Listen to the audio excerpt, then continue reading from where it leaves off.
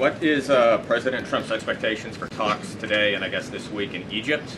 And is there a new timeline that the president is giving all sides to reach an agreement? Yes, there are technical talks happening right now in Egypt amongst Special Envoy Witkoff and Mr. Kushner, as well as the respective parties from all sides. What we saw take place on Friday, and I have not commented on that from the podium yet, is truly remarkable.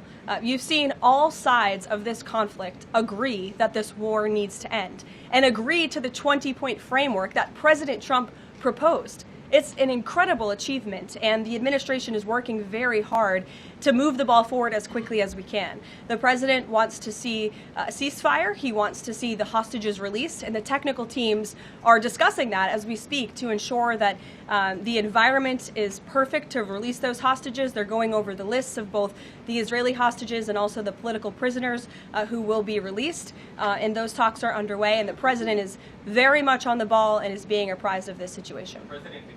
A Sunday evening deadline. Obviously, the negotiations have extended that, I imagine. What is that new deadline? Does the president have a time frame in mind to see this phase implemented?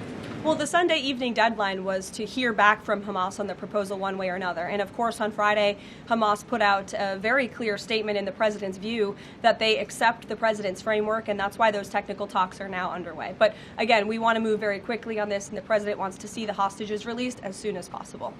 Steve. How long do you expect those technical talks to last, Karoline? I don't want to draw a red line up here, Steve. Of course, it's very important, as I just mentioned, that we get this done quickly. That's how the president's team feels, so we can get some momentum, get the hostages out, and then move to the next part of this, which is really ensuring that we can create a lasting and durable peace in Gaza and ensure that Gaza is a place that no longer threatens the security of Israel or the United States.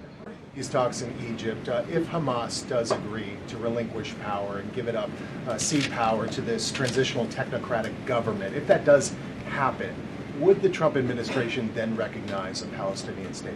Look, I don't want to get ahead of the technical talks right now, Michael. They're extremely sensitive. They're taking place, again, as we speak, and there's a lot of, there's many things to discuss, of course. This is hopefully, we expect and we hope going to be one of the greatest peace deals this world has ever seen. And the Trump administration is working diligently and working very hard to get there. And as I said, Friday, all terms agreed. We have the Arab countries who are working with us. Of course, Israel has been incredible in cooperating with the president's plan and agreeing to it. And we're very hopeful, and we expect that to continue.